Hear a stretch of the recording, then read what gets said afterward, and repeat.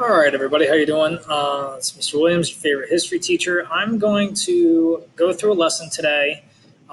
It'll be in your Google Classroom and posted. Obviously, it's going to be like an ed puzzle. It's going to have questions added to it. I'll go pretty quick just because I don't want to waste your time. Make these videos as short as possible.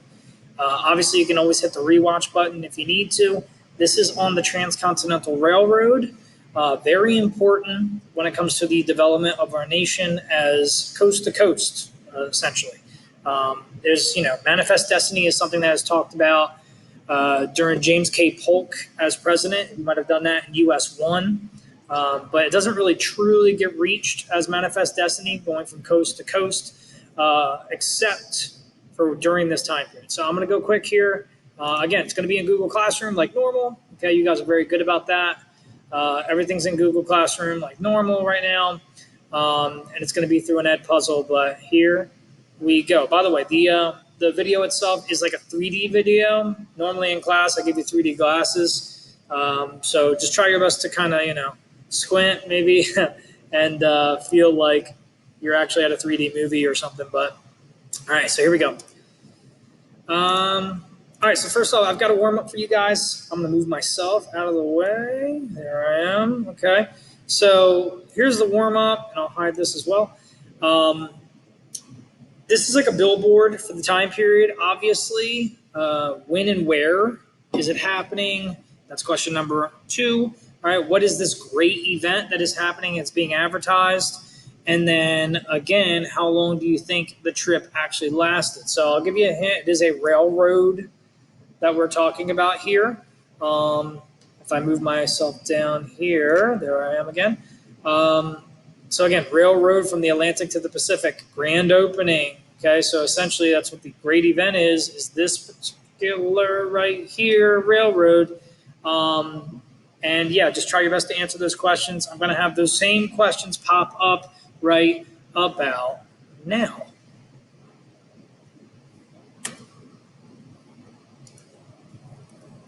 Okay. Now that you've answered those questions, we're going to go a little quicker here. I'm putting myself in the corner. All right. And Transcontinental Railroad is our topic for the day. Hold on. There we are. All right. If we were in class, we'd be putting on your 3D glasses. Obviously, you are not right now because you don't have them. It's a shame because these pictures look pretty cool. So Transcontinental Railroad is something that was created by a man named Engineer, not his first name, but his first name is Theodore or Teddy Judah. People just called him kind of Judah. And he dreamed up this idea of being able to take a train trip, essentially, from New York City to San Francisco. Sacramento obviously is known for California's main capital today, but the idea of going from San Francisco or Sacramento all the way to New York City in one full trip. Again, his plans call for thousands of miles. Think about it. The United States itself, from coast to coast, is roughly 2,500 miles. So from 2,500 miles of rail, bridges, trestles, and tunnels. That's tough. And there's some big-time geographical obstacles in the way, and we're going to find out what they are in a second. So how does this all start? Well, it all starts with Abraham Lincoln. Okay, remember, Abraham Lincoln gets assassinated in 1863, and the war ends in 1865 for the Civil War. But before he leaves as president, he comes up with an idea called the Homestead Act. All right, now, the Homestead Act is giving away land. So this land is all west of the Appalachian Mountains, going into the Mississippi River area and past that. And he's giving away land to Americans, 160 acres of land. Just to give you an idea, like I own a house, and my house is on 1 acre of land.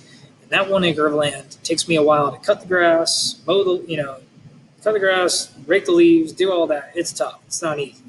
Our school, Cumberland Regional, is basically on, I would say, about, if I could guesstimate, 8 acres, maybe 5 to 7 acres of land. So that's a lot of land that we have currently here. Again, 160 acres of land is given to one person if they decide to go that way. What they have to do on that land, though, is they have to improve it, as in build a house on it, make a farm, something along those lines, and live there for 5 years, and it's theirs. and they could sell it. They could do whatever they want with it, or pieces of it. And this is signed into law by Abraham Lincoln in 1862. And from that point on, they're able to, again, it's called the Homestead Act. Right? It kind of makes sense. Right? You're trying to create a home, stay at that homestead. Right? So it's kind of cool. All right. So how does it start? Well, it's pretty simple. There's actually two companies, that are trying to get this railroad thing going, and it's a competition. So essentially, one is kind of competing against the other. Union Pacific, all right? Now I want you to remember this. So Union Pacific, UN, okay, or N in the word union, starts in Nebraska, Nebraska, okay, and it's going to go west. So starting in the middle of America, going west, right? Central Pacific starts in California. C, California. N, Nebraska. C, California. So Union has an N in it, starts in Nebraska. Central has a C in it, starts in California, and they're going to meet halfway, or try to meet halfway. Right? The company has 6,000 acres of land. Okay, it's a lot. To build a transcontinental railroad. Trans meaning moving, okay. Continental meaning moving all the way across the continent railroad. Signed into law again by Abraham Lincoln with the Homestead Act in 1862. All right, the importance of this endeavor cannot be overstated. This railroad will finally bind the states into a whole. All right, this is from California Governor Leland Stanford. All right, the idea that we are going to connect and make the West one of the most important areas in the United States for growth.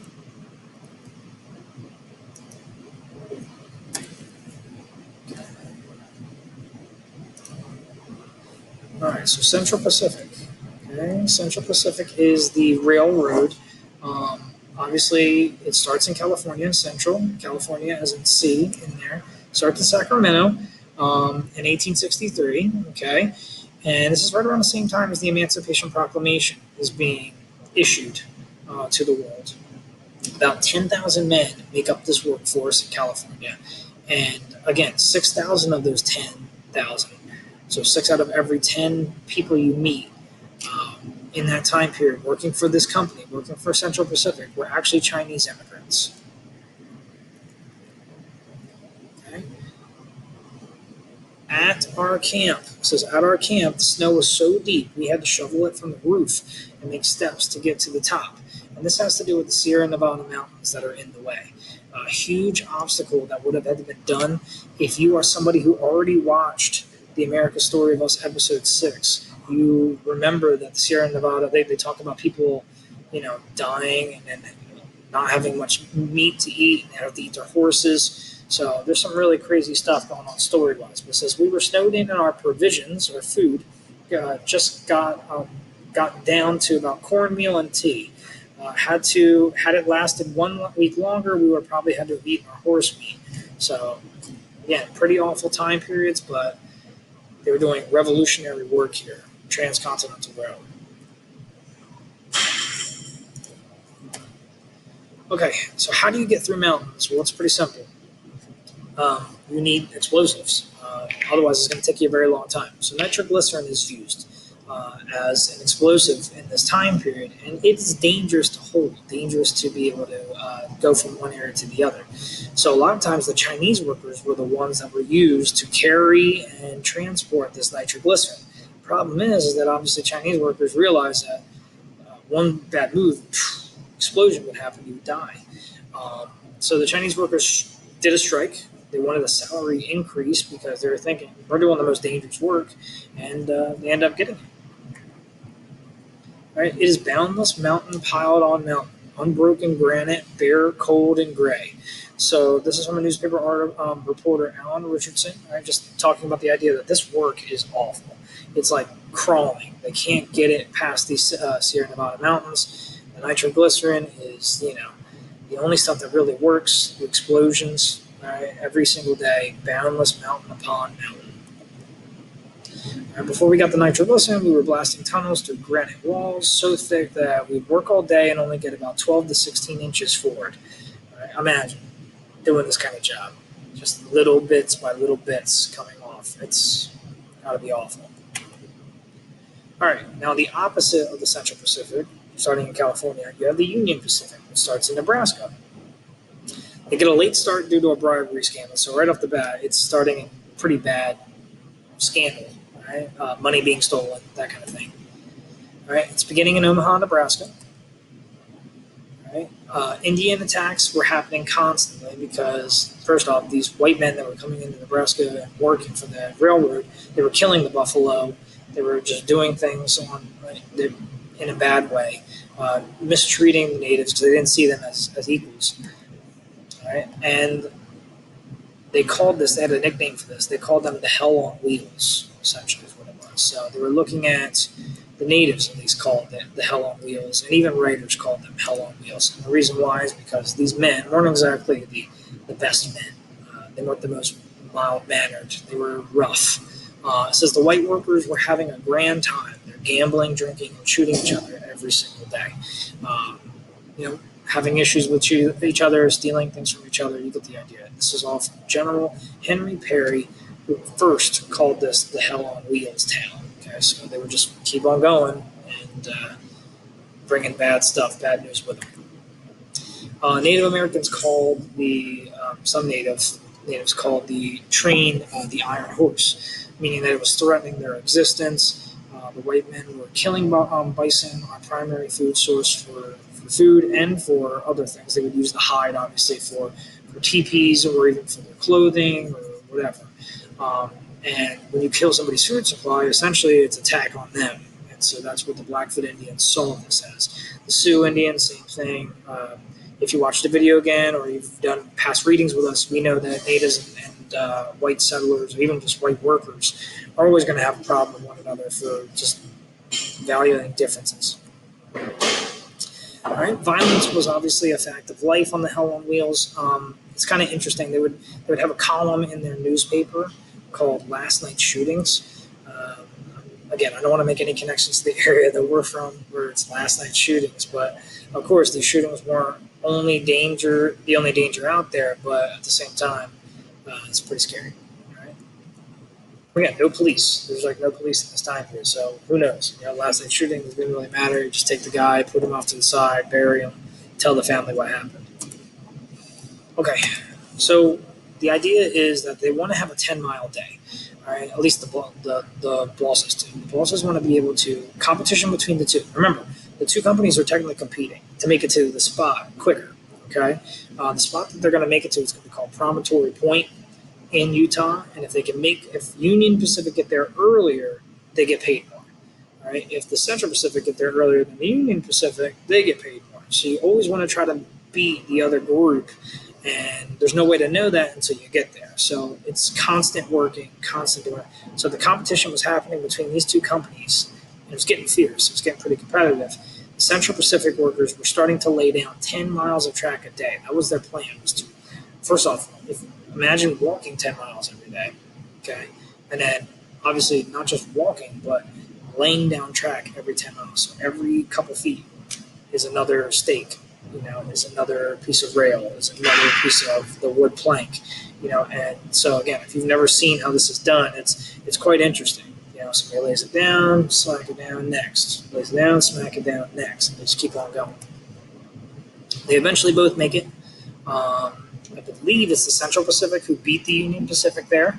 And there's a golden spike that is driven into the ground at Promontory Point in Utah.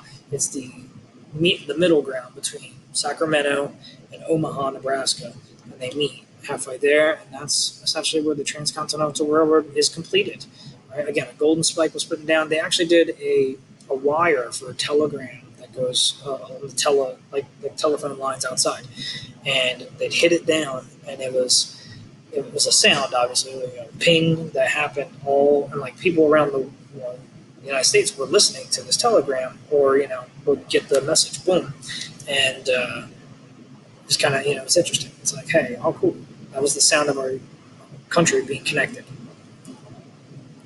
All right, so again, the country is linked now from New York City to California for the first time ever. So, all right, one of the last ones here. We're not, this is it. It was the first time, obviously, where we had a mass media event. Okay, again, the spike, the hammer were wired to a telegram telegraph, and the sound it made, this click, was a connecting of everything. It's again, it's symbolic. Just to give you an idea here, so they went. This is where Sacramento, California is, right down here. Okay, and as they traveled all the way along the states, you get to Omaha, Nebraska. So Promontory Point was right in the middle there. Omaha, Nebraska is here, and that's where things start to deviate. So you can go here to go to Chicago, the north side, the south side of Chicago, go all the way down here to go to Kansas City, and then obviously you can make it from there to other rails, and those rails are connected to get to New York City as well. Right? In 1876, the first Transcontinental Railroad, took off, as in started for its trip to San Francisco, and it took 83 hours. So again, if you were to do math right now, again, we're looking at what, 83? I'll do math right now on my calculator. Hold on. So we have 83 hours divided by 24. All right. It would be this many days, and I'll leave it as a question right now. Okay. And of course, it's about 3.5 days. So 3.45 days it would have taken, plus the 39 minutes there. So we're looking at, again, 3.5 days compared to the 5-month journey that it would have taken to get from New York City to San Francisco. Again, just to give you an idea, San Francisco here, Omaha, Nebraska over here. That's the first part. That's what these men were doing. So Union Pacific started here, made it to about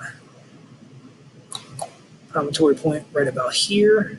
Okay, and then again, Sacramento went through the Sierra Nevada mountains all the way to Promontory Point, right about there. All right, guys, that was it. So that was our lesson on Transcontinental Railroad. Make sure you answer these questions. Obviously, do the unit guide that I gave you guys in our Google Classroom. It's Google Classroom 31 right now. That's how it's labeled. Make sure you get it done, all right, because in all reality, it's your notes. It's your notes you can use for your unit test. All right? Have a great day. Keep it real. Let me know if you need anything.